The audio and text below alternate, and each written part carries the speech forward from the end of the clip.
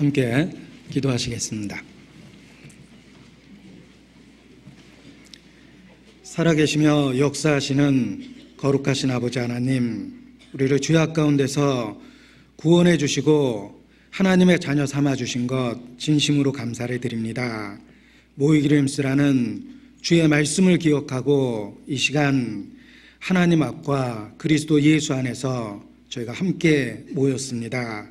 세상 끝날까지 우리와 함께 하시겠다는 주의 약속의 말씀을 붙잡고 이 시간 오직 주의 권능에 의지합니다.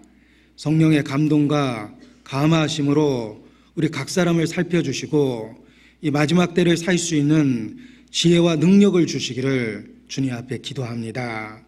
장차 주님 앞에 섰을 때 결코 책망받을 일 없도록 우리의 마음과 생각에 변화를 주시고 우리의 언행을 주관하여 주시기를 주님께 부탁을 드립니다.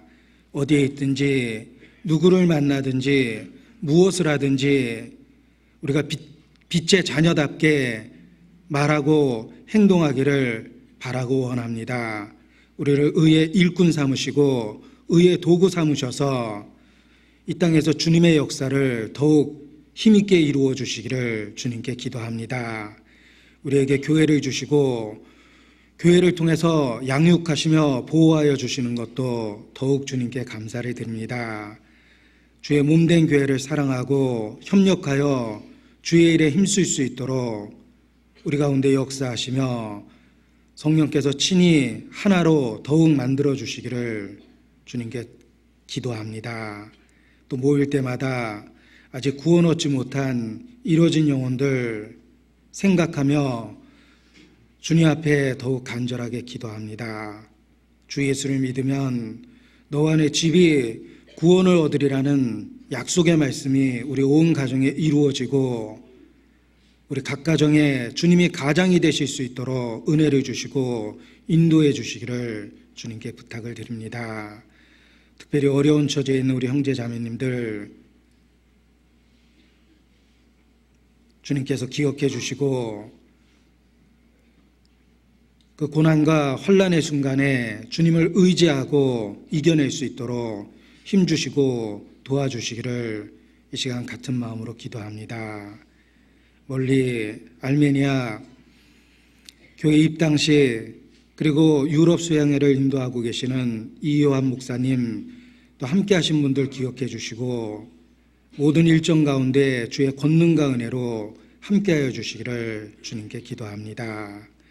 주님 안에서 준비되고 있는 동계 수양회도 은혜로운 시간이 될 수 있도록 예비하여 주시고 우리의 각 사람 마음을 일깨워 주셔서 적극적으로 참여할 수 있도록 도와주시기를 주님께 부탁을 드립니다. 이 시간 주의 권능과 은혜 가운데 의지합니다. 저희를 사랑하시고 구원해 주신 예수님 이름으로 기도합니다. 아멘. 네, 성경 교독하시겠습니다. 마태복음, 신약성경 마태복음 24장 32절로부터 44절까지의 말씀을 함께 찾아서 교독하도록 하겠습니다. 마태복음 24장 32절로 44절입니다. 마태복음 24장 32절 말씀부터 제가 먼저 읽고 다 같이 읽고 하셔서 44절까지 교독하도록 하겠습니다. 무화과 나무의 비유를 배우라. 그 가지가 연하여지고 잎사귀를 내면 여름이 가까운 줄을 아나니 너희도 이 모든 일을 보거든 인자가 가까이 곧 문 앞에 이른 줄을 알라. 내가 진실로 너에게 말하노니 이 세대가 지나기 전에 이 일이 다 이루리라. 천지는 없어지겠으나 내 말은 없어지지 아니하리라. 그러나 그 날과 그 때는 아무도 모르나니 하늘의 천사들도 아들도 모르고 오직 아버지만 아시느니라. 노아의 때와 같이 인자의 임함도 그러하리라. 홍수전에 노아가 방주에 들어가던 날까지 사람들이 먹고 마시고 장가들고 시집가고 있으면서 홍수가 나서 저희를 다 멸하기까지 깨닫지 못하였으니 인자의 임함도 이와 같으리라. 그때 두 사람이 밭에 있음에 하나는 데려감을 당하고 하나는 버려둠을 당할 것이요 두 여자가 매를 갈고 있음에 하나는 데려감을 당하고 하나는 버려둠을 당할 것이니라. 그러므로 깨어 있으라. 어느 날에 너희 주가 임할는지 너희가 알지 못하니니라. 너희도 아는 바니 만일 집주인이 도적이 어느 경점에 올 줄을 알았다면 깨어 있어 그 집을 뚫지 못하게 하였으리라. 네, 함께 읽겠습니다. 이러므로 너희도 예비하고 있으라. 생각지 않은 때에 인자가 오리라. 네, 찬양대 찬양해 주시겠습니다.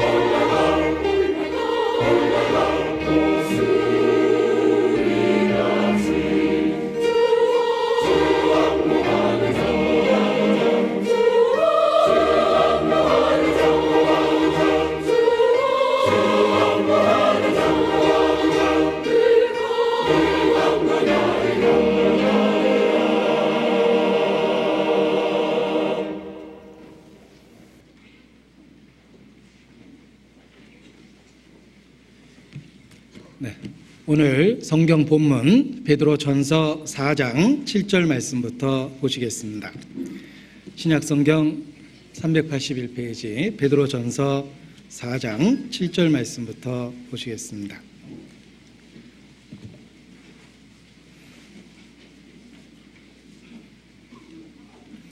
베드로전서 4장 7절입니다. 만물의 마지막이 가까웠으니 그러므로 너희는 정신을 차리고 근신하여 기도하라. 무엇보다도 열심으로 서로 사랑할지니 사랑은 허다한 죄를 덮느니라. 서로 대접하기를 원망 없이 하고 각각 은사를 받은 대로 하나님의 각양 은혜를 맡은 선한 청지기 같이 서로 봉사하라. 11절 말씀 함께 읽겠습니다. 만일 누가 말하려면 하나님의 말씀을 하는 것 같이 하고 누가 봉사하려면 하나님의 공급하시는 힘으로 하는 것 같이 하라. 이는 범사에 예수 그리스도로 말미암아 하나님이 영광을 받으시게 하려 함이니 그에게 영광과 권능이 세세에 무궁토록 있느니라. 아멘. 드디어 올 것이 왔습니다. 2009년 마지막 주일이 되었습니다. 하나님께서 여러 가지 방법으로 우리를 교훈하시는데, 특별히 일상에 우리가 겪고 있는 일들 또는 우리가 갖게 되는 시절과 시기를 통해서 교훈하신다고 드릴 수 있습니다. 하나님께서 징조와 사시와 일자와 연한을 이루셨습니다. 날과 시를 만드신 하나님께서 그 계절이나 시기의 변화를 통해서 우리를 교훈하십니다. 우리가 살아가고 있는 이 세계가 하나님이 만드신 세계이며 우리가 믿든 안 믿든 지금도 그를 힘입어 기동하며 있습니다. 하나님께서 생명과 호흡과 만물을 친히 주시고 있기 때문에 그렇습니다. 우리는 하나님의 하시는 일 속에서 살아가고 있습니다. 따라서 어디에 있든지 무엇을 하든지 범사에 하나님을 인정하면 그때 하나님의 음성을 들을 수 있고 교훈을 얻을 수 있습니다. 특별히 우리가 맞이한 시절과 시기를 통해서도 하나님은 교훈을 해주십니다. 2009년의 마지막 주일에 하나님 앞에 우리가 함께 모였습니다. 이러한 특별한 시기가 또한 우리의 마음을 일깨우고 신앙적 교훈을 주신다라고 생각을 합니다. 특별히 마지막 주일에 한 해를 돌아보고 또 새로운 한 해를 새로운 마음으로 맞이할 수 있는 그런 계기를 삼는 것이 필요하다고 생각합니다.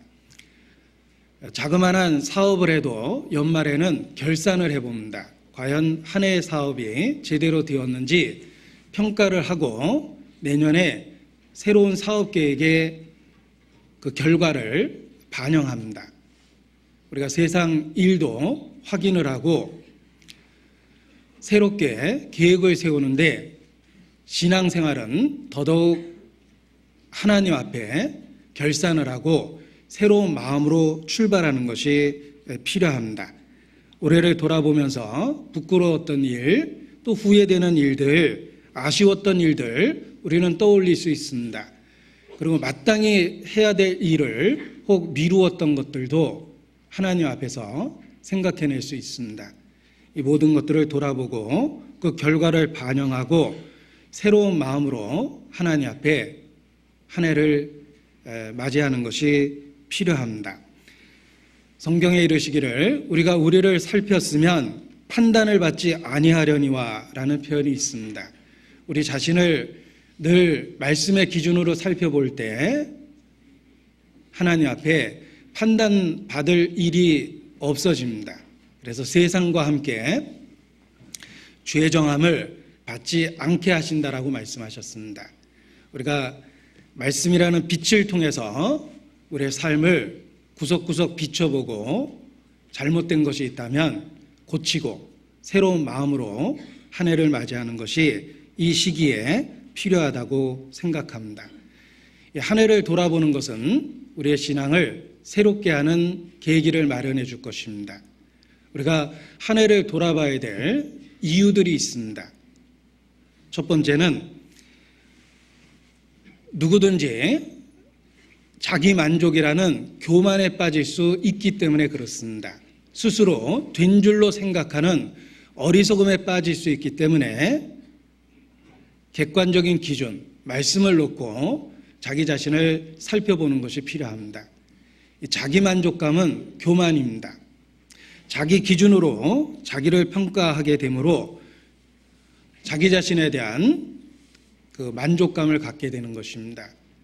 자기 기준이 아니라 하나님의 말씀을 통해서 자기를 살펴볼 때 우리는 자기의 실체를 깨달을 수 있고 비로소 하나님 앞에 겸손할 수 있습니다. 선줄로 생각하는 자는 넘어질까 조심하라 라고 말씀하셨습니다. 우리가 스스로 된 줄로 생각하는 어리석음에 빠지지 않기 위해서도 자기 자신을 살펴보는 것이 필요합니다. 만일 누가 아무것도 되지 못하고 된 줄로 생각하면 스스로 속임이라 각각 자기의 일을 살피라 라고 말씀하셨습니다. 또 만일 누구든지 무엇을 아는 줄로 생각하면 아직도 마땅히 알 것을 알지 못하는 자다 라고 교훈해 주기도 하셨습니다. 자기 기준으로 자기를 살피며 만족감이라는 교만에 빠질 것이 아니라 말씀을 붙잡고 앞에 있는 표대를 일깨우고 우리 자신이 그 목표로부터 얼마나 멀리 떨어져 있는가 깨닫는 것이 필요합니다. 특별히 한 해를 결산하는 이러한 시절의 마지막 때에 자기 자신을 살펴보는 것이 성도의 올바른 태도라고 말씀드릴 수 있습니다. 우리가 자기 자신을 살펴보고 잘못된 것을 고치기 위해서라도 이 연말에 특별한 시간을 갖고 신앙을 결산해 보는 것이 필요합니다. 그리고 누구든지 자기도 깨닫지 못한 숨은 죄를 갖고 있을 수 있습니다. 어떤 죄는 자기 스스로 잘 인식하는 죄도 있지만 불행하게도 자기 스스로 깨닫지 못하는 죄가 있을 수 있습니다. 우리 육체의 질병도 그러합니다. 자신의 병 상태를 잘 알고 있는 경우도 있지만 더 치명적인 것은 자기도 모르는 사이에 몸의 은밀한 곳에서 점점 더 심해지고 있는 질병이 더 치명적입니다. 영적인 질병도 그렇습니다. 누구든지 숨겨진 허물이 있을 수 있습니다. 숨겨진 죄가 있을 수 있습니다. 더 불행한 것은 그 죄를 스스로 깨닫지 못하는 상태에 있을 때 더 큰 불행을 갖게 됩니다. 우리가 하나님 앞에 자기를 말씀으로 철저하게 살펴보면서 그 숨은 죄를 발견하고 숨은 죄로부터 벗어날 수 있습니다. 이 시편의 기자도 하나님 앞에서 기도했습니다. 오늘 본문을 표시하시고 시편 139편을 찾도록 하겠습니다. 본문에 표시하시고 시편 139편 23절로 24절입니다.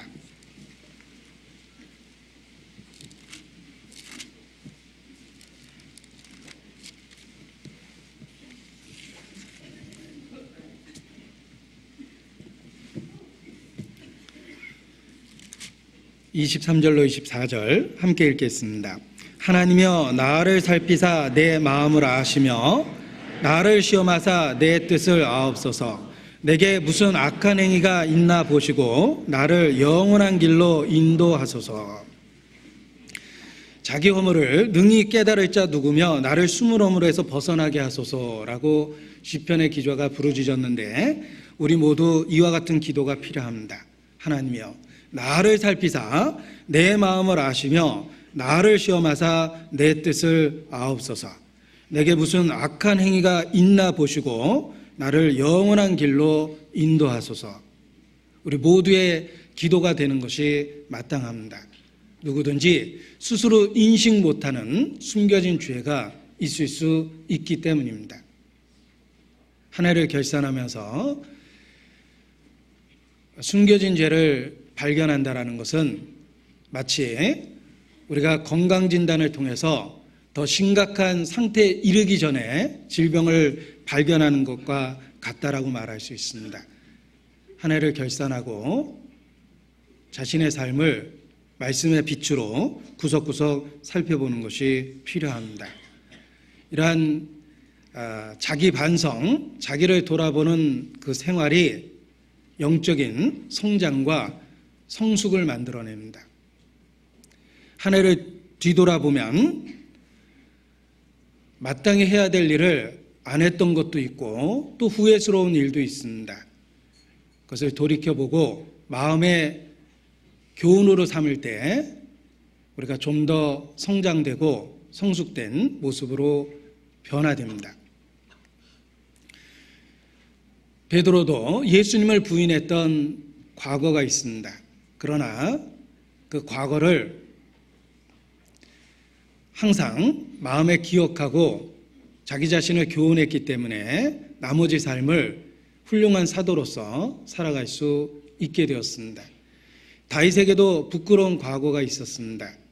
그러나 그 이후에 하나님 앞에 다윗은 결코 그 어리석은 일을 반복하지 않았습니다. 자기의 삶을 결산하고 교훈을 얻고 새로운 삶에 적용했기 때문입니다. 우리에게도 혹 2009년을 되돌아보면서 해서는 안 될 일이 있을 수도 있었습니다. 그러나 주님 앞에서 자기 자신을 돌이키고 반성하면서 우리가 나머지 삶을 더 주님 뜻 가운데 온전하게 살아갈 수 있는데 도움으로 삼을 수 있습니다. 그래서 한 해를 결산하는 그런 시기가 이 시절에 하나님 앞에 우리가 해야 할 태도라고 확신을 합니다. 신앙생활의 4대 요소라고 불리워지는 것이 있습니다. 우리가 늘 마음에 기억하고 있는 기도, 말씀, 성도 간의 교제, 그리고 전도입니다. 이 중요한 4가지 항목별로 자기 자신을 살펴보고 반성해 보는 것이 필요합니다. 한 해의 기도 생활은 어떠했으며 말씀과 교제 생활과 전도의 모습은 어떠했습니까? 구체적으로 자기 자신의 삶을 항목별로 점검해 보는 것이 필요합니다. 혹 형식적인 기도 생활 또는 거의 하나님과 대화가 단절된 상태에서 한 해를 보냈을 수도 있습니다. 가정에서도 부모 자식 간의 대화가 없이 한 지붕 밑에서 살아가는 그 비극이 있을 수 있습니다. 그보다 더 큰 비극은 하나님과의 대화가 단절된 상태에서 하나님의 집, 교회에서 지내는 모습입니다. 과연 내 기도 생활이 성경적인 기준에 맞추어서 정상적이었는지 또는 하나님과 대화가 단절되거나 형식적이 되지는 않았는지 살펴보는 것이 필요합니다. 그리고 말씀 생활도 내가 과연 어떤 귀한 음식을 사모하는 것처럼 늘 음식을 통해서 힘을 얻고 살아가는 것처럼 하나님의 말씀을 그렇게 음식처럼 여기고 한 해를 살아갔는지 반성해 보는 것도 필요합니다. 저희는 모일 때마다 긴 시간 말씀을 배웁니다. 이 말씀이 우리 신앙생활에 중요하다는 것을 서로 잘 알고 있기 때문입니다. 말씀이 하나님이시다라고 선포된 것처럼 하나님과 동행한다는 구체적 모습이 말씀을 삶에 실천하는 거라고 말할 수 있습니다. 그렇다면 과연 내가 성경이 요구하는 대로 그러한 말씀 생활을 하고 있는지 자기를 살펴볼 필요가 있습니다. 정말 걱정되는 것은 혹 교회에서 함께 성경을 배웠던 시간을 개인적으로 성경을 읽어야 된 시간으로 대체하는 것은 아닌지 걱정스러울 때가 있습니다. 아무리 학원을 다녀도 성적이 오르지 않는 아이의 원인을 찾아보면 그와 같을 것입니다. 학교나 학원에서 공부하는 그것을 개인적으로 공부하는 것과 이렇게 대체하는 겁니다. 자기는 공부를 많이 했다고 착각을 합니다. 학교에 긴 시간이 있었고 학원에서 많은 시간을 보냈기 때문입니다.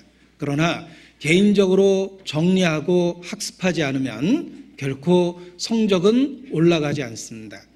그와 동일하게 교회에서 긴 시간 말씀을 배운 것을 개인적으로 성경을 읽어야 될 것으로 대체한다면 우리가 긴 시간 성경을 배운 것이 치명적인 결점이 될 것입니다.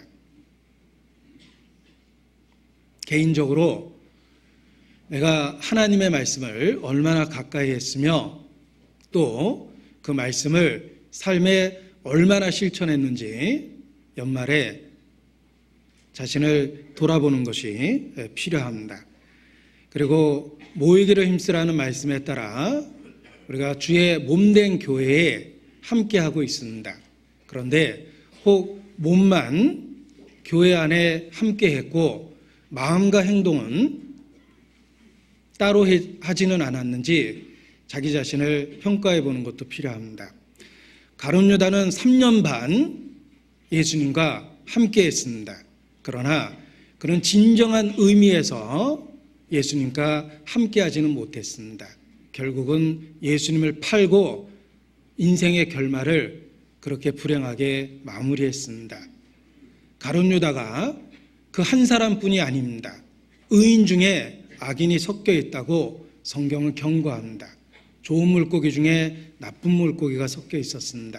알곡 중에 쭉정이가 있고 곡식 가운데 가라지가 있습니다. 정말 불행하고 슬픈 얘기지만 내가 정말 주의 몸된 교회와 하나 돼 있었는지 아니면 겉돌고 있었는지 자기 자신을 말씀의 기준으로 살펴보는 것이 필요합니다. 양떼 가운데 염소가 섞여 있습니다. 어느 날 목자가 양떼와 염소를 구별합니다. 의인과 악인을 구별합니다. 성지순례 갔을 때 양떼를 실질적으로 중동 지방에서 본 적이 있습니다. 그런데 그 양떼 가운데 염소가 섞여 있다라고 가이드가 말합니다. 저는 도시 출신이기 때문에 부끄럽지만 양과 염소를 구별할 수 없습니다. 그런데 가이드가 아주 쉽게 구별할 수 있는 몇 가지 방법을 알려주었습니다. 아무리 양과 염소를 섞어놔도 염소는 금방 염소로 보인답니다. 왜냐하면 양은 지독한 근시기 때문에 서로를 의지하고 무리를 주려는 본능이 있답니다. 상대방 궁둥이를 보고 이렇게 쫓아다니기 때문에 이렇게 무리를 진답니다. 그런데 고개를 바짝 들고 둘레둘레 하는 것들은 거의 염소랍니다. 양은 고개를 숙이고 상대방 궁뎅이 보고 이렇게 쫓아다니는데 고개 바짝 들고 두리번 거리는 건 염소가 틀림없다. 이렇게 한 가지 방법을 알려줬고, 두 번째는 양떼는 무리를 짓기를 좋아하지만 그 무리대로부터 벗어나서 뒤에서 배회하는 것들이 틀림없이 염소다. 이렇게 구별하는 방법을 알려주었습니다. 교회 안에서도 그렇습니다. 우리 안에서 고개를 바짝 쳐들고 유달리 어떤 문제를 일으키는 지체가 있을 수 있습니다. 그분의 독특한 성격이다라고 이해하고 싶지만 혹 영적으로 염소는 아닌지 정말 중심으로 걱정될 때가 있습니다. 그리고 결코 화합하지 못하고 겉도는 사람이 있을 때 더 큰 슬픔을 느낍니다. 본인은 양이라고 우기고 있지만 하나 되지 못하는 것이 그 원인이 치명적일 수도 있다는 것입니다. 정말 내가 몸만 교회에 참여하는 것이 아니라 마음과 생각과 뜻을 다해서 주의 몸된 교회 안에 하나가 되어 있는지 이 2009년 마지막 주일에 자기를 살펴보는 것이 필요합니다. 그리고 또 하나의 신앙생활의 중요한 요소라고 할 수 있는 전도에 대한 것도 구체적으로 자기 자신에 대해서 평가하는 기준으로 삼아야 됩니다. 하나님께서 한 해 동안 나를 통해서 직접 간접적으로 또 다른 영혼을 인도하셨다면 그것이 구체적으로 누구인지 생각해 볼 필요가 있습니다. 우리에게 약속을 주셨습니다. 생육하고 번성하라는 약속과 축복을 주셨습니다. 생명의 특징입니다. 한 알의 밀알이 땅에 떨어져 죽으면 많은 열매를 맺힌다고 하셨습니다. 내 주변에서 구원받은 사람이 없다라는 것은 그 원인이 죽지 않았기 때문일 수 있습니다. 불순종의 결과일 수도 있습니다. 한 해 동안, 올 한 해 나를 통해서 누가 구체적으로 주님 품으로 돌아왔는지 자기 자신의 영적 어떤 사업의 결과도 평가해 보는 것이 필요합니다. 2009년 한 해를 돌아보면서 신앙생활의 중요한 요소를 점검해 보고 반성하고 새로운 마음으로 출발하는 것이 필요합니다. 우리 시대를 영적 산무 시대라고 이야기합니다. 말세에 고통하는 때가 이르를 것이다라는 경고의 말씀처럼 우리가 영적 산무에 빠질 수 있습니다. 무관심, 무감동, 무반응, 영적인 그런 치명적인 상태에 빠져 있을 수 있습니다. 영적인 교훈이나 경고나 격려에 대해서 철저하게 무관심하고 무감동하며 무반응할 수 있습니다. 벌써 시작한 지 얼마 되지 않았는데 취침 모드인 분들이 어젯밤 야근한 것이 아니라면 이제 그럴 가능성이 아주 많습니다. 무관심하고 무감동하고 무반응합니다. 어떤 큰 회사가 부도났을 때 그 회장님이 직접 하시는 말씀을 들었습니다. 자기는 부도나기 전날까지 괜찮다라는 보고를 계속 받았답니다. 그런데 한순간에 부도가 나버렸답니다. 그 밑에 사람들이 자기를 철저하게 속였다라고 그분이 굉장히 분노하셨는데 사실 속일 수 있는 환경을 만든 자기 자신의 잘못일 겁니다. 영적으로 부도가 나고 있는데 더 답답한 것은 그러한 자신의 상태에 대한 감각조차도 없다는 것입니다.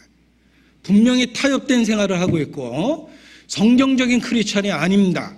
그럼에도 불구하고 자기 상태에 대해서 기가 막힌 핑계를 둘러댑니다. 자기 죄를 정당화하고 또는 자기가 범죄한 원인을 다른 사람에게 돌리거나 환경에다 돌리기도 합니다. 그리고 자기 자신은 어쩔 수 없었다고 스스로 그럴듯한 핑계를 만들어서 자기 자신을 위로합니다. 전혀 영적 변화가 없습니다.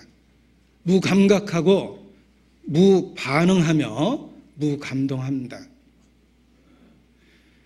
우리가 그런 치명적 상태로 계속해서 삶을 살아간다면 어느 날 정말 주님 앞에 통곡하고 후회할 때가 닥칠 수밖에 없다라고 그렇게 경고할 수밖에 없습니다. 이스라엘은 출애굽해서 가나안 땅이라는 목적지를 갖고 애굽에서 나왔습니다. 그럼에도 불구하고 그들은 광야에 40년이라는 징계를 받습니다. 광야 40년 자체가 징계라는 걸 기억해야 됩니다. 광야가 무엇입니까?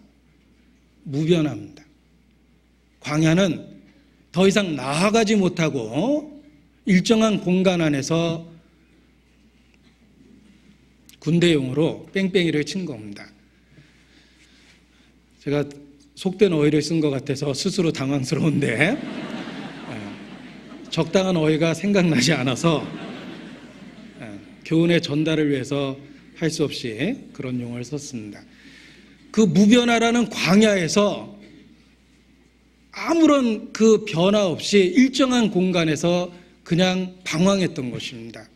잘못하면 광야 같은 그런 상태에서 신앙생활을 할 수 있습니다. 그런데 기억할 것은 그것이 그 광야에 있는 것 자체가 징계라는 걸 기억하셔야 됩니다. 그들은 광야에 있기 위해서 출애굽했던 게 아닙니다. 그들의 목적지는 가나안입니다. 광야는 징계입니다. 무변화, 아무런 변화 없이 일상의 반복이 징계라는 거 알아야 됩니다. 올 한 해를 결산해 보면 어떻게 결산할 수 있습니까? 참으로 어렵고 힘든 한 해였지만 신앙적으로 보람은 있었다라고 외칠 수 있습니까? 아니면 그저 영적 변화 없이 무변화로 한 해를 지낸 것은 아닌지 자기 자신을 말씀의 기준으로 살펴보는 것이 필요합니다. 우리가 만일 광야 같은 신앙생활을 하다가 죽게 된다면 정말 비문에 이렇게 써야 됩니다. 먹다 죽다 그리고 아무 일도 없었다. 예. 어떤 사람은 그냥 일하는 게 삶의 목표처럼 되어 있는 사람이 있습니다. 그 사람의 비문은 조금 다르게 써야 되겠죠. 일하다 죽다 그리고 아무 일도 없었다. 예. 혹 우리가 한 해를 돌아보면서 그 한 해의 삶을 갖고 무덤의 비문을 쓴다면 그렇게 써야 될 분도 혹 이 자리에 많이 계실 겁니다. 우변화가 징계라는 거 아셔야 됩니다. 그저 먹고 살아가고 있고 그저 일 자체가 목적인 것처럼 일하면서 살아가고 있고 신앙적으로 아무 일도 없었다면 광야 같은 헛된 삶을 보낸 겁니다. 시편 78편입니다.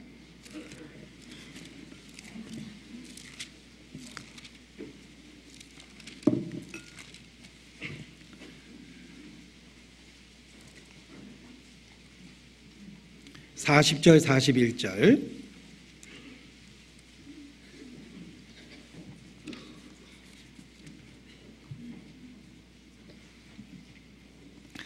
저희가 광야에서 그를 반항하며 사막에서 그를 슬프시게 함이 몇 번인고 저희가 돌이켜 하나님을 제삼 시험하며 이스라엘의 거룩한 자를 격동하였도다.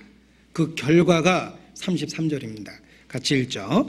하나님이 저희의 날을 헛되이 보내게 하시며 저희의 해를 두렵게 지내게 하셨도다. 자, 불순종이 33절과 같은 결과를 만들어낸 겁니다. 광야에서의 삶입니다. 광야에서의 삶을 한마디로 요약하면 그 날을 헛되이 보내고 두렵게 지낸 것이다. 이렇게 말할 수 있습니다. 2009년 한 해를 헛되이 보내며 진정한 평강 없이 두렵게 지냈다면 바로 불순종으로 인한 징계 속에서 살아온 것이다 라고 말할 수밖에 없습니다.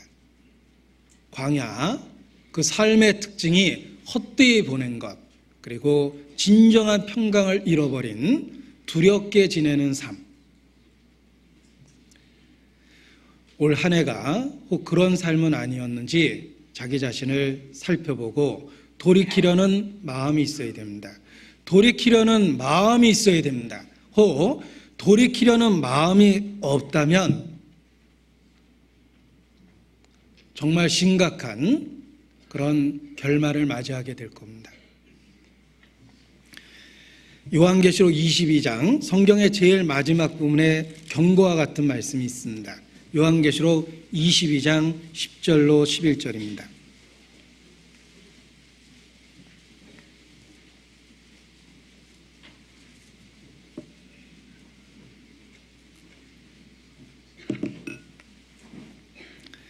또 내게 말하되 이 책의 예언의 말씀을 임봉하지 말라. 때가 가까우니라. 불의를 하는 자는 그대로 불의를 하고 더러운 자는 그대로 더럽고 의로운 자는 그대로 의를 행하고 거룩한 자는 그대로 거룩되게 하라. 자, 마지막 때가 되면 사람들의 상태가 어느 정도 그 상태가 고정된다라는 뜻입니다. 그래서 불의를 하는 자는 그대로 불의를 행하고 있고 더러운 자도 계속해서 그 더러운 상태에 머물고 반면에 의롭고 거룩한 자도 그 상태에 계속적으로 머문다는 뜻입니다. 이것은 변하려는 마음이 없이 그 삶이 고정되어 버렸다라는 뜻입니다. 아무리 더 많은 시간을 주고 더 많은 기회를 주고 더 강한 경고로 교훈을 해도 전혀 변하려 하지 않을 때, 그때가 바로 인생이 끝날 때입니다. 자기의 영원한 선택을 이미 결정했기 때문입니다. 더 많은 시간을 주고 더 많은 기회를 줘도 돌이키지 않을 것 같다면 하나님도 그때 끝내실 수밖에 없는 겁니다.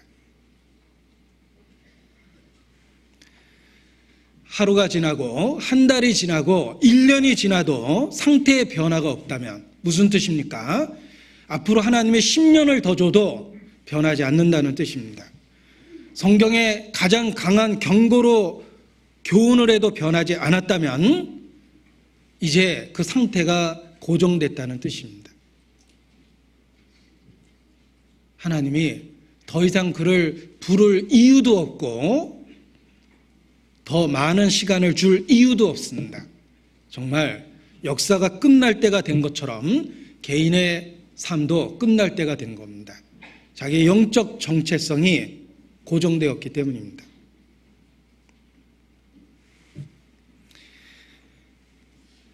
더러운 자는 그대로 더럽고 불의를 하는 자는 그대로 불의를 하고라는 말은 계속해서 그 상태에 머무른다는 뜻입니다.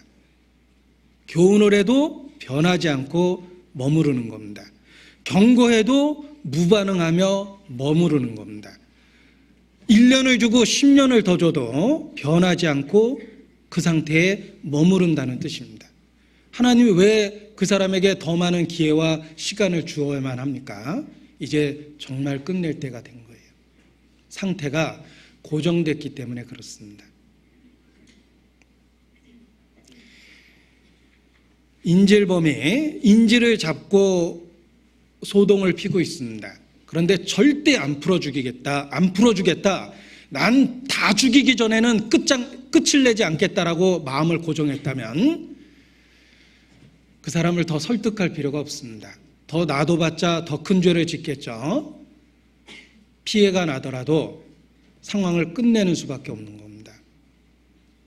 하나님이 더 많은 시간을 주고 더 많이 불러도 변하지 않을 것 같다면 그 사람의 인생이 지금 끝날 때입니다. 우리에게 1년이라는 소중한 기회를 주셨음에도 불구하고 전혀 변하지 않았습니까? 아무 생각 없이 또 다른 한 해를 맞이하려고 합니까? 정말 마지막 한 해가 될 수 있습니다. 하나님이 또 다른 한 해를 줄 이유가 없기 때문입니다. 다니엘서 12장입니다. 다니엘서 12장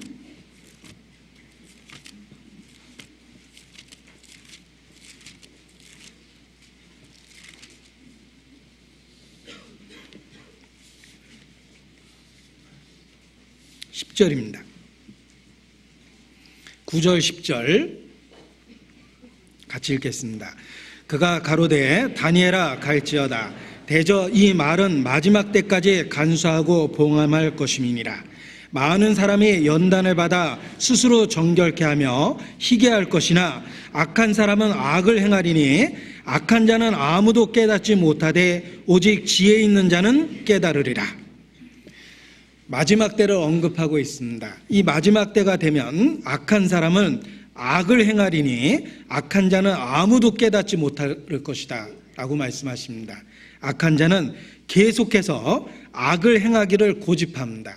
변하려는 마음과 의지가 없습니다. 그래서 정말 마지막 때가 된 겁니다. 이사야서 26장입니다. 이사야서 26장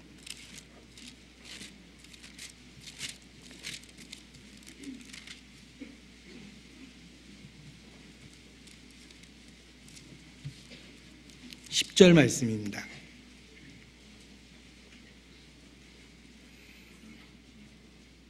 이사야서 26장 10절 같이 읽죠.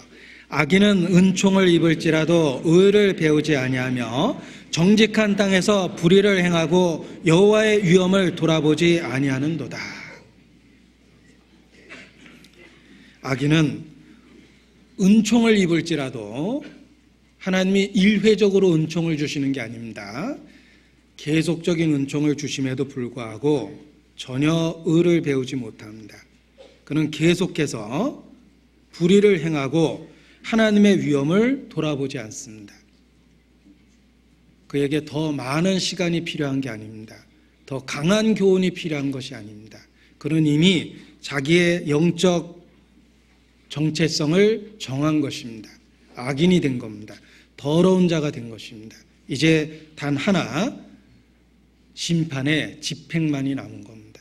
그 불순종이 그의 습관이 되었고 결국은 그의 운명이 된 것입니다. 에레미야 22장입니다. 예레미야 22장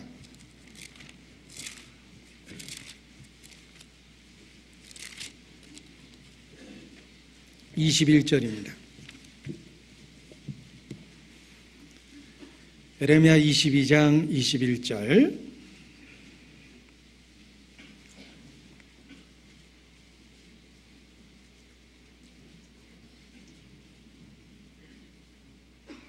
같이 읽겠습니다.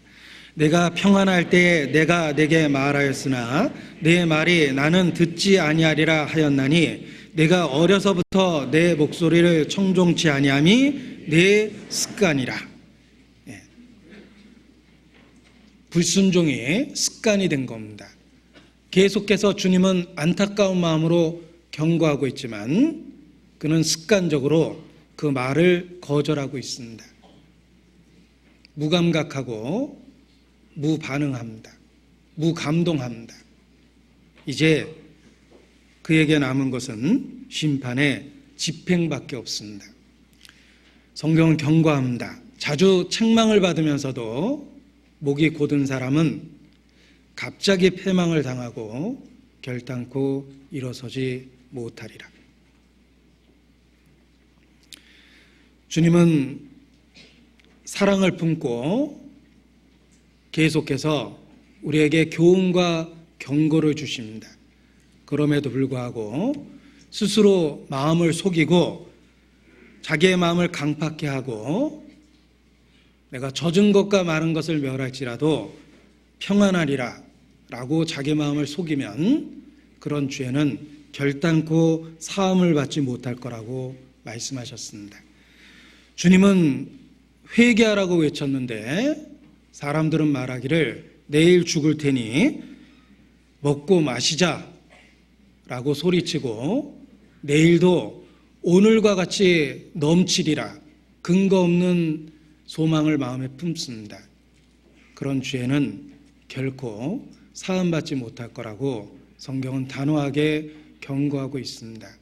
영적인 무사 안일주의입니다. 적당하게 타협되어 있으면서도 아무 일 없을 거라고 스스로 속이는 것은 어리석음의 극치입니다. 무변화. 교훈을 들어도 변화가 없고 경고해도 무반응하다면 이제 남아있는 것은 심판에 대한 집행밖에 없다라고 말씀드릴 수밖에 없습니다. 성경은 말세에 기롱하는 자들이 와서 자기의 정욕을 쫓아 행하고 주의 강림하신다는 약속이 어디 있느냐 하고 조롱한다고 예언하고 있습니다. 우리 시대가 그렇습니다. 사람은 성경에 여러 번 경고되어 있는 심판과 종말과 죽음 이후에 우리의 운명에 대한 교훈들을 못 들은 척합니다. 심지어 하나님의 존재조차도 부인하고 무신론이라는 영적인 마약 속에 취해서 더욱더 큰 죄를 지며 살아가고 있습니다. 정말 남아있는 것은 심판에 대한 집행밖에 없다라는 생각을 하게 됩니다. 며칠 전에 추방이라는 제목이 붙어있는 다큐멘터리 DVD를 본 적이 있습니다. 그런데 그 내용이 아주 충격적이었습니다. 미국 내에서 자연과학을 전공하는 학자들 사이에 창조론의 전 단계가 지적 설계론이라고 말할 수 있습니다. 이 우주가 정교하게 설계되어 있다. 결코 진화론과 같은 우연의 산물이 아니더라 라는 관점이 있는데 하나님이라는 신앙적인 내용을 제외하고 이 세계가 설계되어 있다는 관점에서 살펴보는 걸 지적 설계론이라고 합니다. 그런데 그런 지적 설계론을 한 번이라도 거론하면 그 학계에서 매장되고 심지어는 그 학교 내의 어떤 연구직이나 교수직으로부터 추방당하는 있을 수 없는 일들이 이 시대에 미국 내에서 벌어지고 있다는 것을 고발한 그 다큐멘터리입니다. 이 세상이 무신론에 대한 전격적인 옹호를 하고 하나님을 느낄 수 있는 그 어떠한 학설에 대한 것도 제동을 걸고 있다는 것입니다. 누구든지 학문의 자유가 있다라고 생각하는데 실제적인 학계에서는 이 세계가 설계됐다라는 걸 조금이라도 암시만 해도 바로 그 학계에서 매장시켜 버립니다. 그리고 오직 진화론적 관점만이 각광을 받고 사람들에게 인정받도록 그렇게 분위기를 만든다는 것입니다. 우리 시대가 정말 말세에 기롱하는 사람들이 많아지는 그런 시대라는 생각을 하게 됐습니다. 이제 하나님의 존재를 믿는다라는 것이 무슨 지적인 테러리스트다라고까지 매도하고 있습니다. 그러한 불신이 점점 더 많아지는 세상을 보면서 주님이 가까이 오고 있다라는 더 큰 발자국 소리를 우리는 듣게 되는 거라고 생각합니다. 이 세상은 자신의 악함을 전혀 돌이키려 하지 않고 있습니다. 오히려 부패가 가속되듯이 왜곡된 하나님의 개념뿐만 아니라 하나님의 존재조차도 부인하고 그러한 주장을 하는 사람들이 대중으로부터 인기를 얻는 그런 시대가 돼가고 있습니다. 이러한 때 정말 진리를 붙잡고 있는 그리스도인들은 더욱더 정신을 차리고 깨어 기도해야 될 때라고 확신을 합니다. 특별히 2009년의 마지막 주일 연말입니다. 그리고 새로운 한 해를 맞이할 우리가 연말연시라는 특별한 시기를 보내고 있는데 이러한 때 우리 신앙을 살펴보고 재정리하고 새로운 결심으로 한 해를 맞이하는 것이 필요합니다. 연말 마지막 주일이라는 시기가 개인적으로는 죽음을 일깨워주고 역사적으로는 종말을 일깨워줍니다. 하나님은 항상 그것을 마음에 품고 살라고 낮과 밤을 통해서 저무는 하루를 주셨습니다. 우리는 하루를 마감하면서 우리에게 언젠가 닥칠 죽음을 생각하고 역사적으로 맞이할 종말을 생각할 수밖에 없는 것입니다. 계절적으로도 그렇고 시절적으로도 그렇습니다. 오늘 교회 소식 주보를 보면 2009 50이라고 시리얼 넘버가 매겨져 있습니다. 1년 52주 중에 마지막 주일이라는 것입니다. 이 마지막이라는 그 말이 자연스럽게 개인에게는 죽음을 생각해주고 역사적으로는 종말을 생각하게 해줍니다. 죽음과 종말에 대한 생각은 우리의 삶을 바로잡아주고 꼭 잘못된 것이 있다면 고치려는 결심을 만들어냅니다. 그래서 성경에 이르시기를 지혜자의 마음이 초상집에 있다라고 말씀하셨습니다. 특별히 2009년 한 해를 되돌아보면 우리 눈앞에서 먼저 죽음을 맞이한 많은 사람들을 생각해낼 수 있습니다. 전직 대통령, 김대중 전 대통령, 또 노무현 전 대통령, 그리고 김수환 추기경, 수영선수 조호련, 산악인 고미영, 그리고 제가 개인적으로 좋아했던 그 글을 좋아했던 영문학자 장영희, 이런 많은 분들이 올해 죽었던 분들입니다. 또 해외적으로 생각해 보니까 오럴 로버츠라는 목사분이 계십니다. 그분이 프로스퍼러티 가스펠이라는 성공 복음이라는 예수 믿으면 복 받는다라는 그런 가르침의 창시자입니다. 20세기의 독특한 기독교 가르침을 만들어냈습니다. 대중적으로 성공했던 목회자입니다.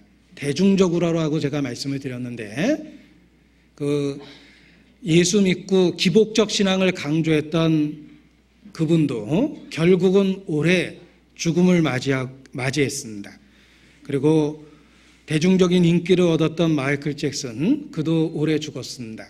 아무튼 올해 죽은 인물들을 생각해 보니까 더더욱 그 죽음의 가능성이 개인적으로 내 자신에게도 있다라는 것을 생각할 수밖에 없습니다. 한 해의 마지막 이때 개인적으로는 죽음을 생각해 보는 것이 필요합니다. 우리 자신의 마지막 모습을 생각해 보십시오. 정말 우리가 마지막 며칠을 가지고 있는 거라면 자기의 삶을 평가하면서 정말 주님을 아무런 꺼리낌 없이 만날 수 있을 거라고 확신하십니까? 조나단 에드워드는 자기 스스로를 채찍질하기 위해서 자신의 임종의 순간을 늘 상기했습니다. 내가 죽기 바로 몇 시간 전인 것처럼 인생을 살자. 죽음을 앞에 두고 해서는 안 될 일은 절대 하지 말자. 이렇게 자신을 일깨우면서 그리스도인다운 삶을 살았습니다. 마찬가지입니다. 개인적으로 자신의 죽음을 생각하면서 결코 후회할 것이 없는 삶의 태도를 가져야 됩니다. 우리는 초상을 치른다라고 이야기하는데 초상이라는 말이 그 초자가 처음 초자입니다. 왜냐하면 누구든지 죽음은 단 한 번 겪는 일이다 라는 의미에서 그 어휘가 처음 초자를 쓰는 겁니다. 단 한 번 겪는 일이고 반드시 겪을 일입니다. 게다가 그 죽음이 오늘일 수도 있기 때문에 우리가 창조주 앞에 겸손할 수밖에 없는 것입니다. 그 죽음이 오늘일 수밖에 없기 때문에 우리에게 주어진 십자가의 복음이 얼마나 소중한지 깨달을 수 있다는 것입니다. 연말에 자신의 종말을 생각하고 자신의 죽음을 생각하고 역사적으로는 마지막 때 종말에 대한 생각을 하며 자기의 삶을 재조정하는 것이 필요합니다. 사람만이 죽음을 인식할 수 있는 유일한 존재라고 이야기합니다.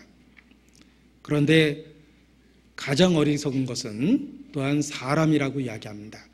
죽음을 관념적으로 인식하고 있음에도 불구하고 죽는 그 순간까지 그것을 받아들이려 하지 않기 때문에 죽음에 대해서 전혀 준비하지 못하는 것이 사람이다 라고 말합니다. 그리스도인은 그렇지 않습니다. 그리스도인은 자신의 종말과 연한의 어떠함을 잘 압니다. 성경 말씀은 끊임없이 죽음 그리고 그 이후의 세계에 대한 교훈을 우리에게 해주고 있기 때문에 그렇습니다. 연말에 자신의 임종을 생각하고 자신의 죽음을 생각하며 자신의 삶을 바로 조정하는 것이 필요합니다. 후회될 만한 일은 절대로 하지 않겠다라는 결심이 필요합니다. 그리고 현재 진행적인 죄가 있다면 결산하고 그 죄로부터 완전하게 벗어나는 것이 필요합니다. 그것이 이 연말에 주님 앞에서 가져야 될 그리스도인의 올바른 마음이라고 말할 수 있습니다. 주님이 역사의 마지막에 오십니다. 그 주님이 오신다라는 피할 수 없는 교훈을 우리가 연말이라는 시절을 통해서 생각할 수 있습니다. 주님이 오셨을 때 가장 그 대표적인 책망의 말씀이 있습니다. 악하고 게으른 종아라는 책망입니다. 혹 자기 자신이 그러한 악하고 게으른 종은 아닌지 말씀을 펴서 살펴보는 것이 필요합니다. 마태복음 25장입니다.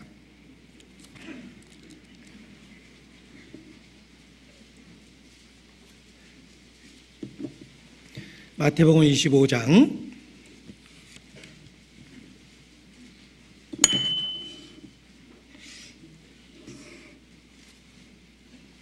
26절입니다.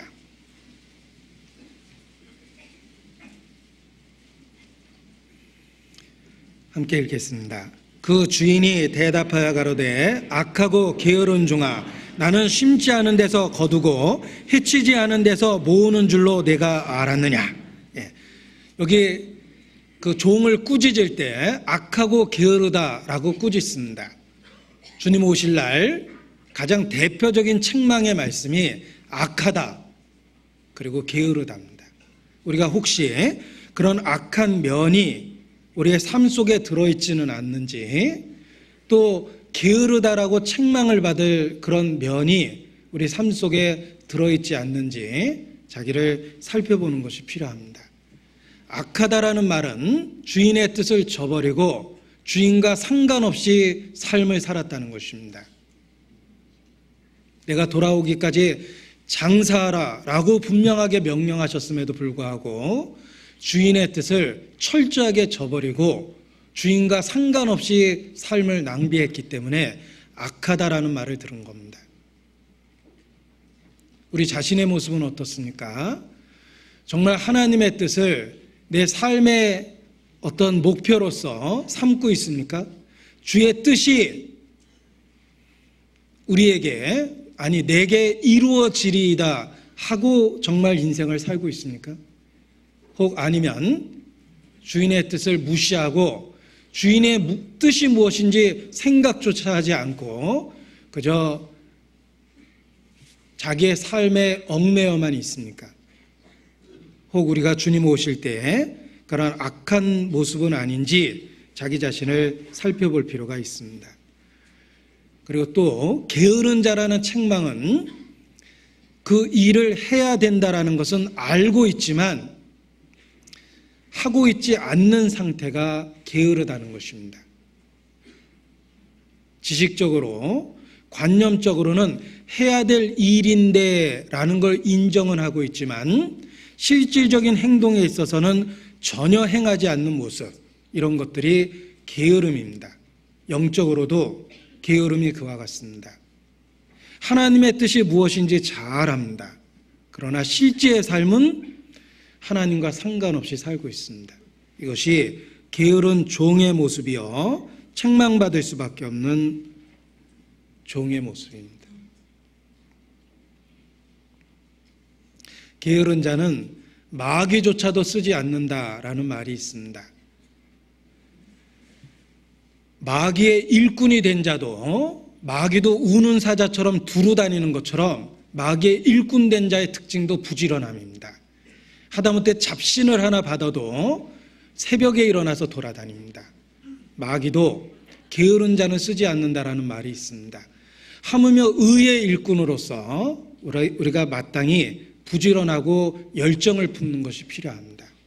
그런데 하나님의 뜻이 무엇인지 지식적으로는 알고 있지만 실제 삶에 있어서는 전혀 실천되지 못하고 있다면 그가 불행하게도 게으른 종임에 틀림이 없습니다.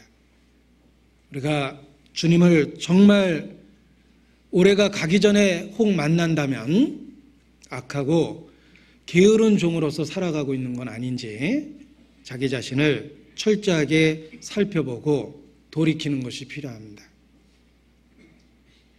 로마서 12장입니다. 로마서 12장 2절 말씀입니다.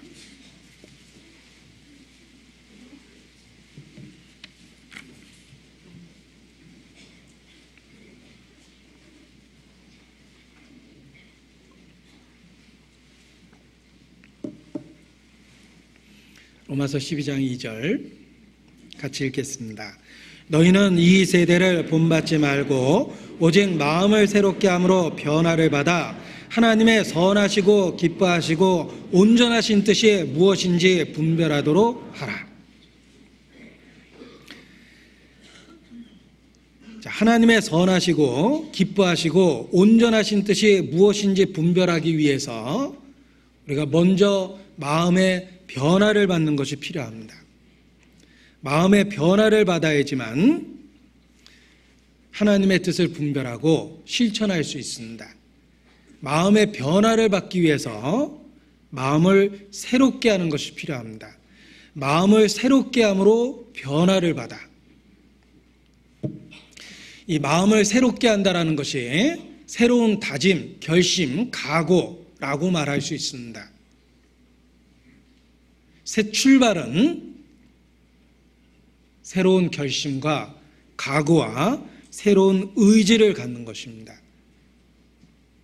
그것이 마음을 새롭게 하는 것이며 변화를 받을 수 있는 마음의 자세라고 말할 수 있습니다.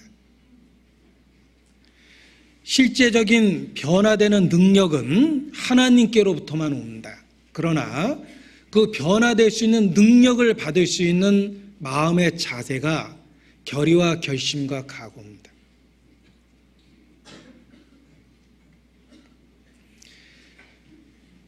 우리의 삶에 대한 새로운 결심, 결의, 각오, 그 의지를 다지는 것이 변화를 받을 수 있는 방법이며 변화를 하나님이 주시는 근거가 되는 것입니다.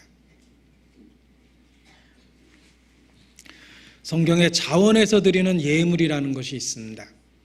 그것이 스스로의 의지로 기쁨으로 하나님께 드리는 예물을 의미합니다. 결심과 결의와 각오와 의지입니다. 하나님이 그것을 축복하셔서 변화될 수 있는 능력을 주시는 겁니다. 이 마지막 때 자신의 삶을 결산하면서 마음을 새롭게 하는 것이 필요합니다. 의지를 새롭게 갖고 주님 안에서 살겠다는 결의와 결심을 갖는 것입니다. 하나님은 그 의지와 결의와 결심에 변화라는 능력을 주시는 겁니다. 시편 108편입니다. 시편 108편 1절입니다.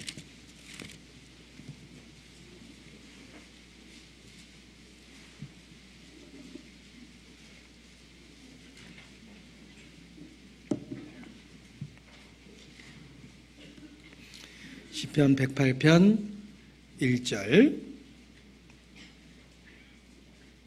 같이 읽죠. 하나님이여 내 마음을 정하였사오니 내가 노래하며 내 심령으로 찬양하리로다.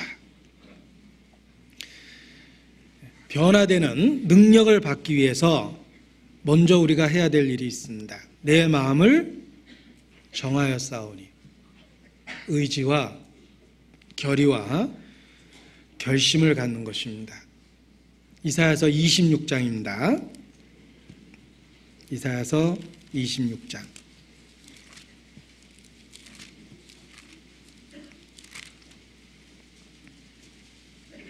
3절 4절입니다.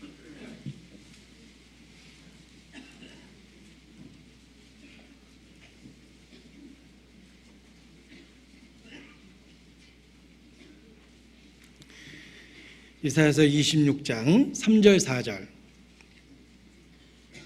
같이 읽겠습니다. 주께서 심지가 견고한 자를 평강의 평강으로 지키시리니 이는 그가 주를 의뢰함이니이다.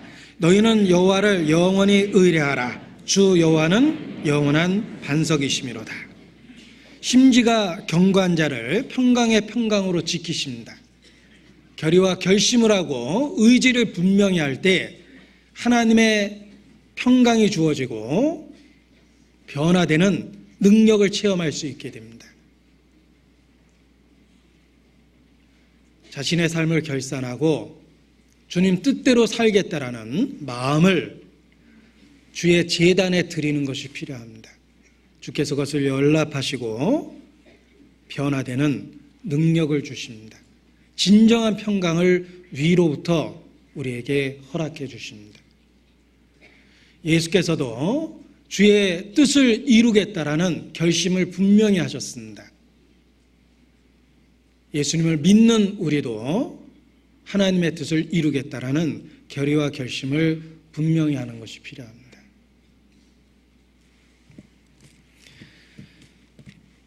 예수께서도 자신에게 주어진 하나님의 일을 이루겠다라는 굳은 결심을 하셨습니다. 누가복음 9장 51절입니다.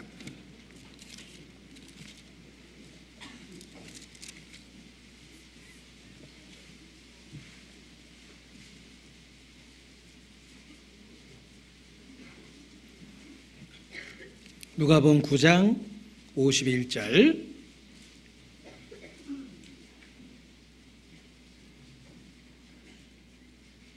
같이 읽겠습니다. 예수께서 승천하실 기약이 차감해 예루살렘을 향하여 올라가기로 굳게 결심하고, 자, 예수님 자신도 하나님의 뜻을 이루겠다, 자기에게 주어진 사역을 완성하겠다라는 굳은 결심을 하셨습니다. 그래서 죽음을 눈앞에 두고도 계속해서 예루살렘으로 올라가실 수가 있었던 것입니다. 마찬가지입니다.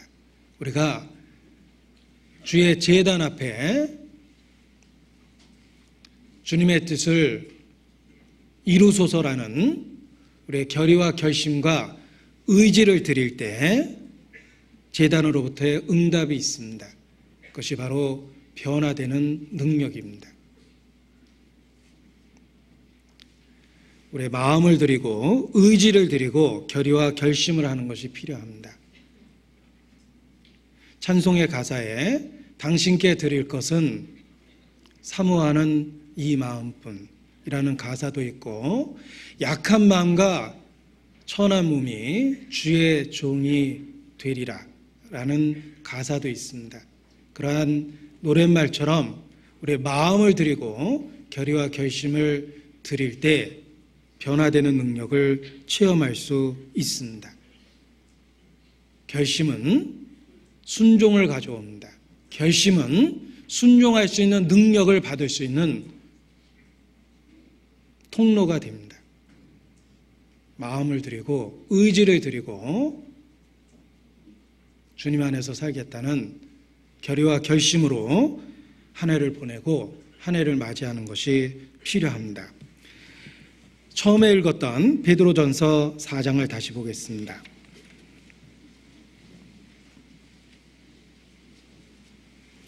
만물의 마지막이 가까웠으니, 자, 이 만물의 마지막, 주님의 재림이 가까이 오고 역사적인 종말이 가까이 올 때 우리가 마땅히 가져야 될 성도로서의 올바른 태도가 있습니다. 그 올바른 태도들을 주어진 본문을 통해서 살펴보면, 기도하라, 또 서로 사랑하라, 서로 대접하라, 서로 봉사하라 라는 명령어들을 찾아낼 수가 있습니다. 이것이 마지막 때를 살아가는 성도들의 올바른 태도라고 말할 수 있습니다. 우리가 정말 자신의 죽음을 생각하고 종말과 연한을 기억하며 살아가고 있다면, 또 역사의 종말과 주님의 다시 오심을 바라보고 있다면, 마땅히 여기에서 주어진 그 명령어의 말씀처럼 우리는 이러한 삶을 실천하고 살아야 됩니다. 기도에 힘써야 되고, 서로 사랑하고 서로 대접하고 서로 봉사하는데 우리의 삶을 드려야 되는 것입니다. 이것이 마지막 때를 살아가는 성도의 올바른 삶의 태도라고 말할 수 있습니다. 그 당위성을 깨달으라고 대부분 명령어로서 강하게 우리에게 말씀하셨습니다. 그런데 이 만물의 마지막을 보면서 우리에게 주어진 첫 번째 명령어는 정신을 차리고 근신하여 기도하라 라는 말씀입니다. 만물의 마지막이 가까이 오는 것을 정말 보고 있다면, 믿음의 눈으로 보고 있다면 무엇보다도 정신을 차리고 근신하여 기도하는 것이 필요합니다. 왜 정신을 차리고 근신하라 라고 말씀하셨냐면, 우리가 영적인 적지 한복판에 있기 때문입니다. 예수께서도 말씀하셨습니다. 내가 너희를 보냄이 양을 이리떼 가운데 보낸 것 같다고 말씀하셨습니다. 한마디로 우리가 적이 둘러싼 그 한복판에 존재하고 있다는 것입니다. 우리는 영적인 전투 한복판에 놓여져 있습니다. 사방을 둘러봐도 영적인 대적들이 가득하다는 것입니다. 따라서 적지에서 우리가 존재하고 있기 때문에 정신을 차리고 근신하는 것이 필요합니다. 긴장감을 갖고 신앙생활을 하는 것이 필요합니다. 적에게 둘러싸여 있으면서 게으름을 피고 딴짓을 하고 잠을 청한다면 치명적인 공격을 받게 될 것입니다. 영적으로 그러합니다. 우리가 온통 적에 의해서 둘러싸여 있기 때문에 정신을 차리고 근신하여 기도하는 것이 필요합니다.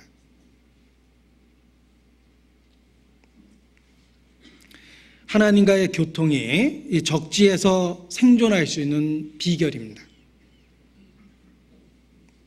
기도는 하나님과의 개인적이며 은밀한 교통이며 그 하나님과의 교통이 온통 적에 의해 둘러싸여 있지만 우리의 신앙을 지킬 수 있는 방법입니다. 그래서 만물의 마지막이 가까이 오는 것을 보면 볼수록 정신을 차리고 근신하여 기도하라고 말씀하고 계십니다. 새 마음을 달라고, 주님 안에서 살 수 있는 능력을 달라고, 새로운 결심을 달라고, 또 주의 말씀으로 감동을 받을 수 있는 부드러운 마음을 달라고 기도하는 것이 필요합니다. 하나님과의 그 친밀한 교통이 적지에 있으면서도 생존케 만들어주고 적과의 싸움에서 승리하게 만들어주기 때문에 그렇습니다. 그래서 마지막 시대가 다가오고 있는 것을 믿음의 눈으로 보면 볼수록 우리는 더 친밀하게 하나님과 교통하고 있어야 됩니다.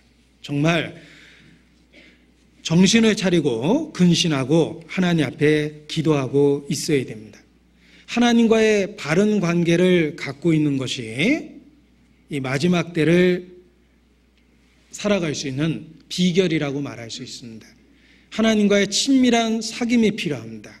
마치 홍수 전에 에녹이 하나님과 동행하고 있다가 홍수 직전에 데려감을 당한 것처럼 우리는 하나님과의 친밀한 사귐과 교제 가운데 있어야 됩니다. 그래서 만물의 마지막이 가까웠다라고 일깨우면서 첫 번째 주었던 명령이 기도하랍니다. 정신을 차리고 근신하여 기도하라라고 말씀하십니다. 하나님과의 바른 관계를 늘 유지하고 있어야 됩니다. 기도가 막힐 수 있는 환경, 기도가 막힐 수 있는 일들을 계속적으로 범하고 있으면 안 됩니다. 만물의 마지막이 가까웠다는 것을 정말 깨닫는다면 정신을 차리고 근신하고 하나님과의 교통을 유지하고 있어야 됩니다. 그래서 기도하라라고 우리에게 명령하고 계십니다. 이러한 하나님과의 친밀한 관계를 통해서 우리는 비로소 우리 주변에 있는 사람들과도 올바른 관계를 갖게 됩니다. 하나님과의 친밀한 관계, 계속되는 기도 생활이 주변에 있는 사람과의 바른 관계를 만들어줍니다. 그래서 비로소 주변에 있는 사람들을 진심으로 사랑할 수도 있고 대접할 수도 있고 주변에 있는 사람들을 봉사할 수 있는, 섬길 수 있는 그런 마음을 갖게 되는 것입니다. 하나님과의 친밀한 관계가 사람과의 올바른 관계를 만들어주는 것입니다. 그래서 기도하라라는 명령어는 하나님과의 관계를 일깨워주고 그 이후에 등장하는 명령어들은 사람과의 관계 속에서 실천해야 될 이야기입니다. 서로 사랑하라, 서로 대접하라, 서로 봉사하라 라고 말씀하고 계십니다. 이러한 사람과의 바른 관계가 무엇보다도 하나님과의 친밀한 관계를 통해서 이루어지기 때문에 먼저 주님과의 친밀한 관계를 유지할 것, 곧 정신을 차리고 근신하여 기도할 것을 말씀해 주고 계십니다.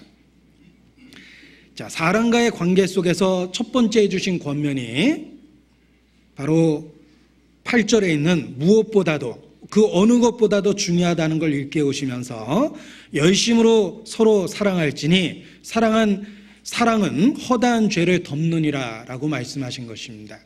하나님과의 친밀한 관계, 기도의 끈을 갖고 있는 사람은 그 하나님과의 관계를 통해서 무엇보다도 주변에 있는 사람을 사랑하는 것이 마땅하다고 교훈해주고 계십니다.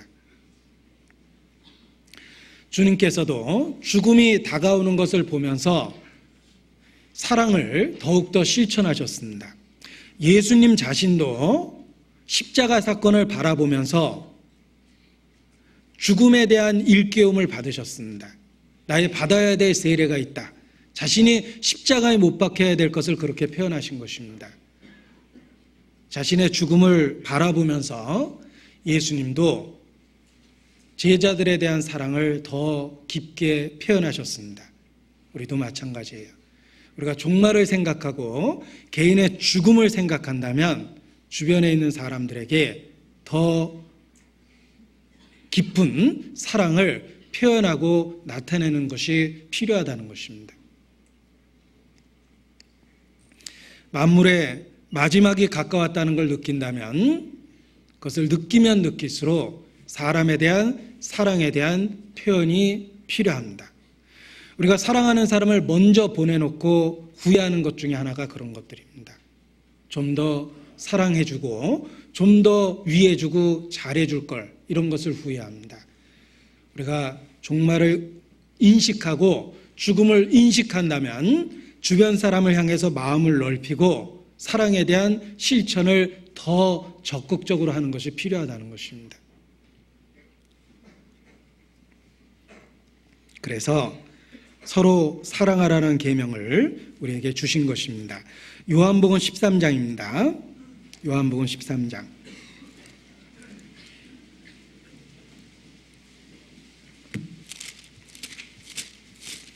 요한복음 13장 1절입니다.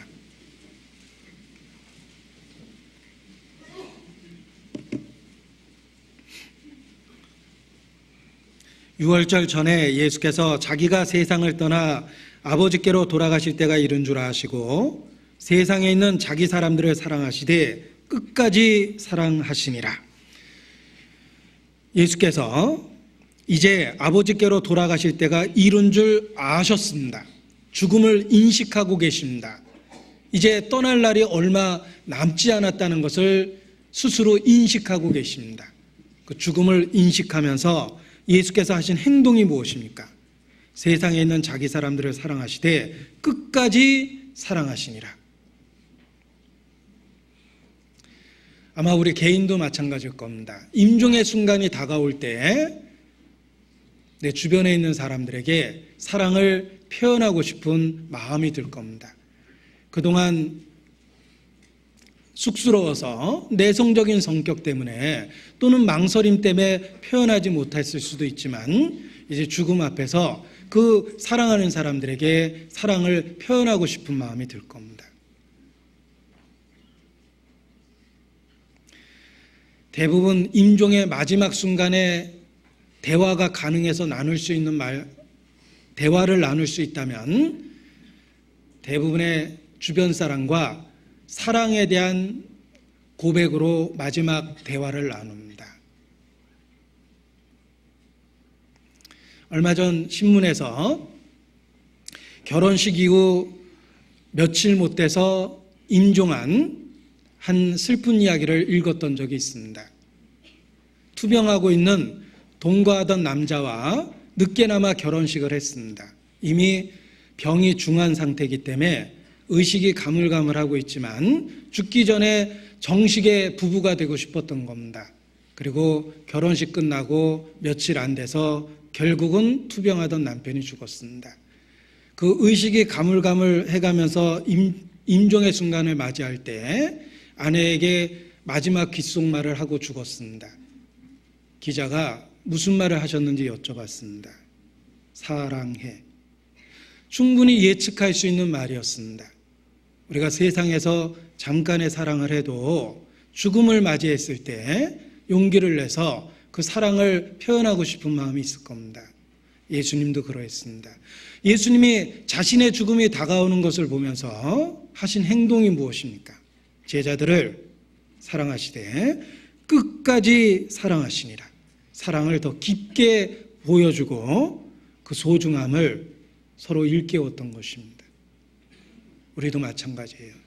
만물의 마지막에 가까이 옴을 정말 보고 있다면, 개인적으로 죽음을 느끼고 개인적으로 종말을 느끼고 있다면, 역사적으로 종말을 느끼고 있다면 우리도 마음을 넓히고 그 사랑을 적극적으로 표현해 보는 것이 필요합니다.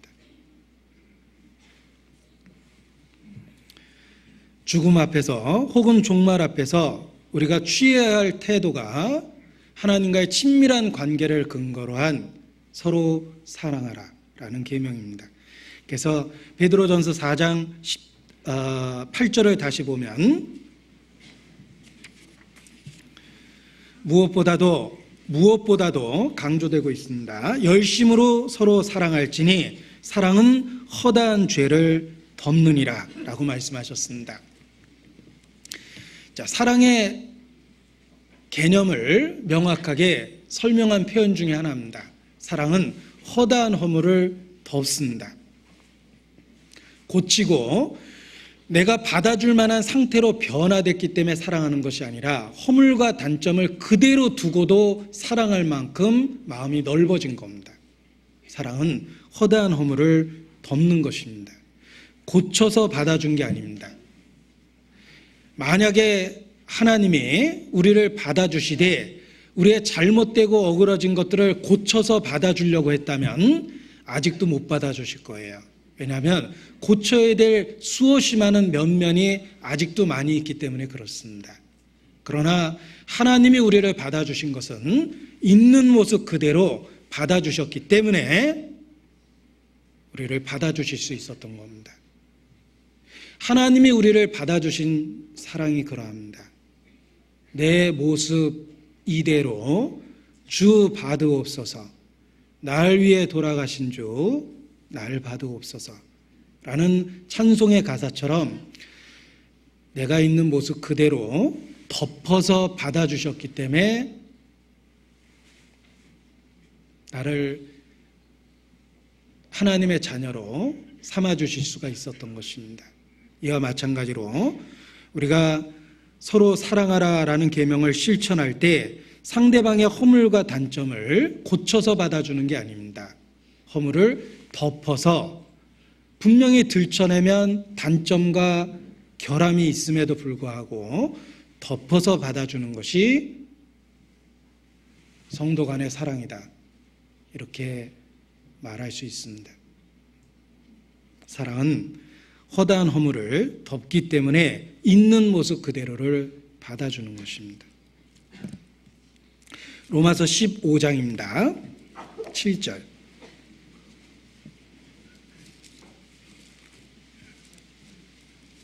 로마서 15장 7절입니다.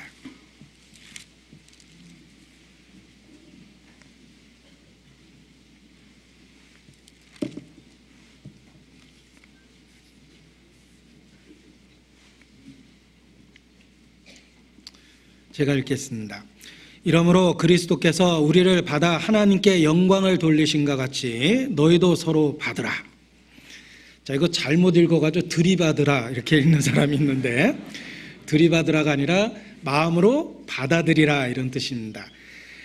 그리스도께서 우리를 받아주신 것처럼을 동기 삼으면 우리도 서로 받아줄 수 있습니다. 허물과 단점, 결함, 나에 대한 반감, 혹 나를 좋아하지 않는다 하더라도 받아들일 수 있다는 거예요. 주님이 우리에게 주신 사랑을 근거로 할 때 우리는 이와 같이 허다한 허물을 덮으면서 서로 받아줄 수 있게 됩니다. 그리고 만물의 마지막에 가까이 옴을 정말 보면 볼수록 더욱더 서로 이와 같이 사랑으로 받아들일 것을 권면하고 계시는 것입니다. 예수께서 너희가 서로 사랑하면 이로써 모든 사람이 너희가 내 제자인 줄 알리라라고 말씀하셨습니다.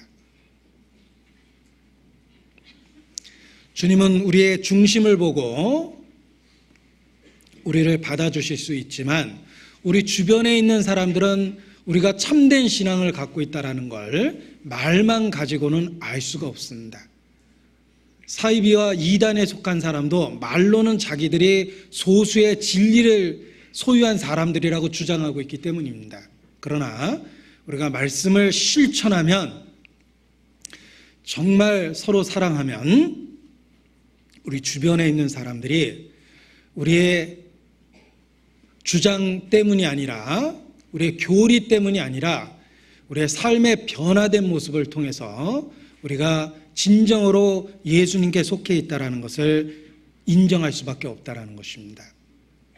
너희가 서로 사랑하면 이로써 모든 사람이 너희가 내 제자인 줄 알리라.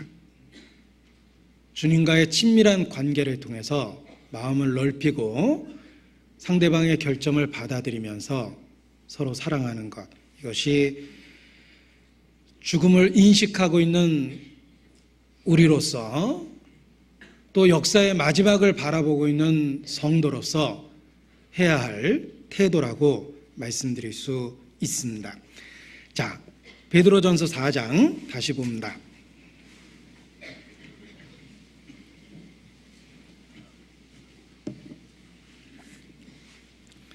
서로 사랑하라 라는 계명 다음에 9절 10절에 보면 서로 대접하고 서로 봉사하라고 말씀하고 계십니다. 이것은 순서에 의해 따라서 아주 적합합니다.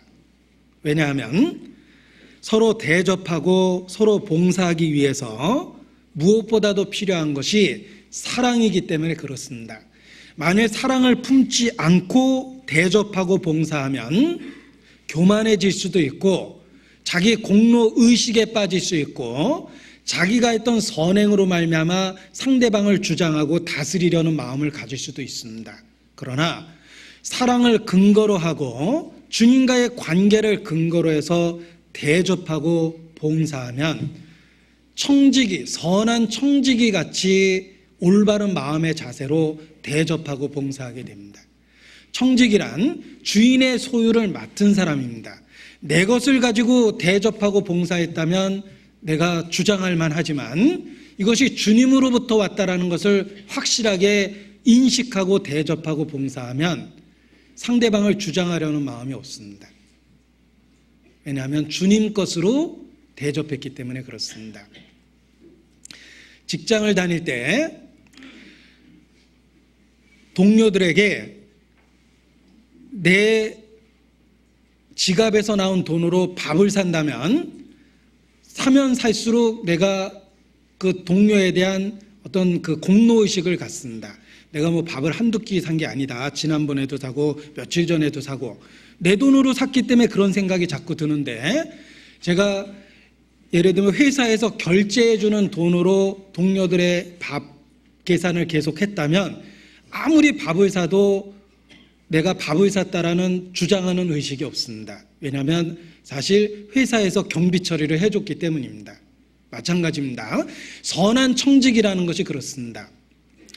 하나님이 주신 것으로 내가 대접하고 하나님이 주신 것으로 내가 봉사했기 때문에 섬겼음에도 불구하고 상대방에 대한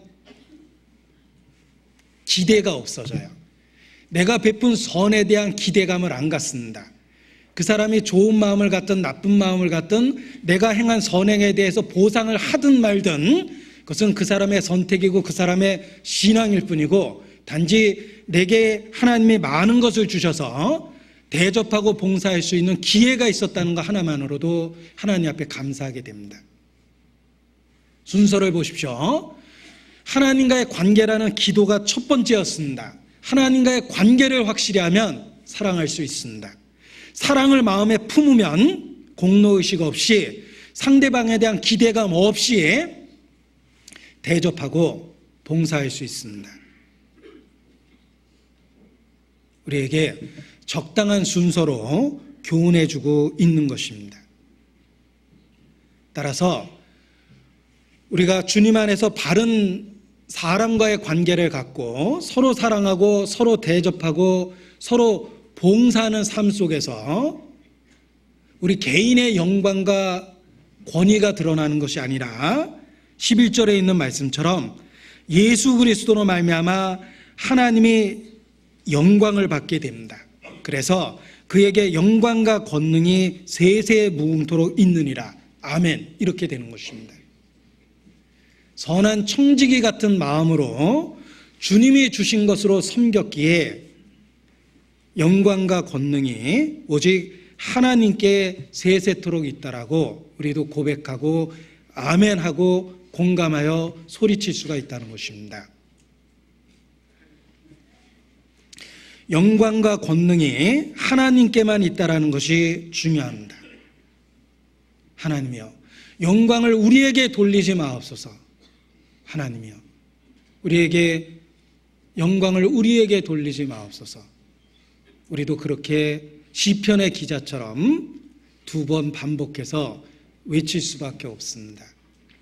주님이 주신 것들로 삶의 변화를 일으켰기 때문입니다. 우리가 보좌 앞에 이르렀을 때 24장로들이 자기가 쓰고 있었던 면류관을 보좌 앞에 던지는 장면이 계시록의 5장에 묘사되어 있습니다. 면류관은 영광입니다. 자기가 쓰고 있었던 그 영광이 주님께 돌려야 된다는 것을 신구약을 대표하는 성도 24장로들도 깨달았기 때문에 면류관을 벗어서 보좌에 던진 겁니다. 우리도 마찬가지예요. 우리가 혹 서로 사랑하고 서로 대접하고 서로 봉사한다 하더라도 영광은 주님께만 돌릴 수 있습니다. 우리에게 그렇게 할 수 있는 마음을 주시고 환경을 주시고 기회를 주셨다는 것을 통해서 영광을 주님께만 드릴 수 있습니다. 그리고 또한 권능이 그에게 있다라고 말씀하셨습니다. 모든 선을 행하는 능력은 하나님께로부터 온 것입니다. 우리는 율법 앞에서 우리가 얼마나 철저하게 무능한지 잘 알고 있습니다. 선을 행할 능력이 내 안에 없습니다. 그럼에도 불구하고 우리가 조금이나마 사랑하고 대접하고 서로를 섬겼다면 그 능력은 우리에게서 나온 것이 절대 아닙니다. 권능은 하나님께 속했습니다. 우리의 삶에 우리가 본성적으로 할 수 없었던 그 놀라운 권능을 주신 겁니다. 살리는 것은 영입니다.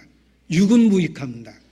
우리에게 새 생명을 주고 상대방을 배려할 수 있는 마음과 태도를 주셨다면 그것은 우리로부터 나온 것이 절대 아닙니다. 권능은 하나님께로부터 온 겁니다.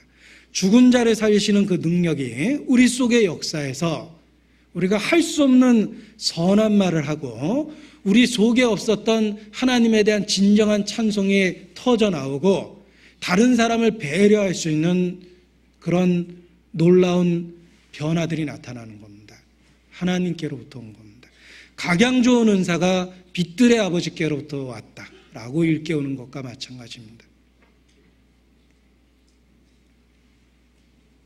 만물의 마지막이 가까웠다. 우리는 2009년 마지막 주일에 이 말을 더 실감나게 깨달을 수 있습니다. 그리고 개인적으로 죽음을 생각할 수밖에 없고 역사적으로 종말을 생각할 수밖에 없는데 아무런 감각 없이 이 시기를 보내지 말고 말씀 앞에서 자기를 철저하게 훈계하고 교훈하고 경고하는 것이 필요합니다. 그래서 한 해를 주님 안에서 마감 짓고 새로운 마음과 결의와 결심으로 한 해를 출발하는 것이 필요합니다. 대나무의 성장 원리를 보십시오. 대나무가 통으로 자랐다면 태풍에 부러져 버렸을 겁니다. 대나무는 마디를 지으면서 성장합니다. 어느 단계에서 마디를 짓고 또다시 자라고 또다시 마디를 짓고 성장하기 때문에 태풍이 불어도 꺾이지 않는 것입니다. 우리 신앙이 그렇습니다. 하루를 정리할 때 마디를 짓고 한 달을 정리하면서 마디를 짓고 한 해를 정리하면서 마디를 짓는 것이 필요합니다. 새로운 마음으로 새로운 한 해를 시작해야 합니다. 우리가 1년을 마감하고 새로운 한 해를 시작할 때 달력부터 바꿉니다. 만일 2009년의 달력을 2010년에 사용하려고 한다면 한 해 동안에 엄청난 혼란에 빠질 겁니다. 2009년의 달력에는 일요일인데 그날이 일하는 화요일일 수도 있죠. 여러분, 잘못된 달력을 보고 생활한다면 한 해가 엉망이 됩니다. 마찬가지입니다. 아무 생각 없이 무력한 마음으로, 무기력한 마음으로 2010년을 맞이하면 한 해가 엉망이 될 겁니다. 주님 안에서 한 해를 결산하고 새로운 다짐을 하고 새로운 각오를 갖고 시작하는 것이 필요합니다. 주여, 내게 새로운 한 해에 새 마음을 주십시오. 영혼에 대한 열정을 주시고 주님 안에서 살 수 있는 능력을 주십시오. 주님 안에서 흔들리지 않는 각오와 결심을 주시고 그걸 실천할 수 있는 능력을 주십시오. 정말 내가 내 인생의 마지막 하루를 보내는 것처럼 내게 주어진 하루를 그렇게 살기를 바라고 원합니다. 내게 새 마음을 주시고 새로운 한 해를 주님 주십시오 라는 기도와 함께 한 해를 보내고 한 해를 맞이하는 것이 필요합니다. 이것이 2009년 한 해를 마감하는 성도의 올바른 모습이며 또 한 해를 하나님의 선물로 기대할 수 있는 자세라고 말씀드릴 수 있습니다. 무감각, 무반응, 무감동 속에 아무런 변화 없이 한 해를 마감하고 한 해를 맞이하려고 한다면 최악의 날이 될 거라고 경고드리고 싶습니다. 새로운 마음으로 새로운 한 해를 예비하는 것이 필요합니다. 기도하시겠습니다.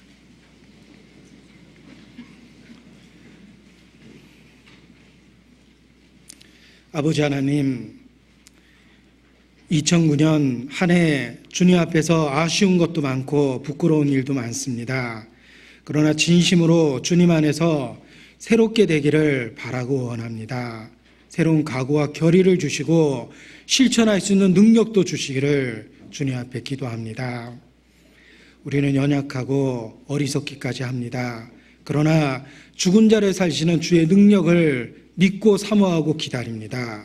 우리의 일상의 삶에 부활의 능력으로 역사하셔서 부활의 권능으로 주님을 섬기며 찬양하며 살아갈 수 있도록 도와주시기를 주님께 기도합니다. 주님 안에서 계획되고 준비된 동계 수양에 우리 모든 사람이 참여할 수 있도록 마음에 격려해 주시고 한 해를 주님 안에서 보내고 또 새로운 한 해를 주님 안에서 맞이할 수 있는 귀한 시간 될 수 있도록 도와주시기를 주님께 부탁을 드립니다. 잠시 후 주님 앞에 이르는 그날까지 우리의 영과 육을 보존해 주시고 또 무엇보다 우리 주변에 있는 영혼들 이끌어 주시기를 주님께 부탁을 드립니다. 저희를 사랑하시고 구원해 주신 예수님 이름으로 기도합니다. 아멘. 네, 찬송하시겠습니다. 찬송가 163장입니다. 163장입니다.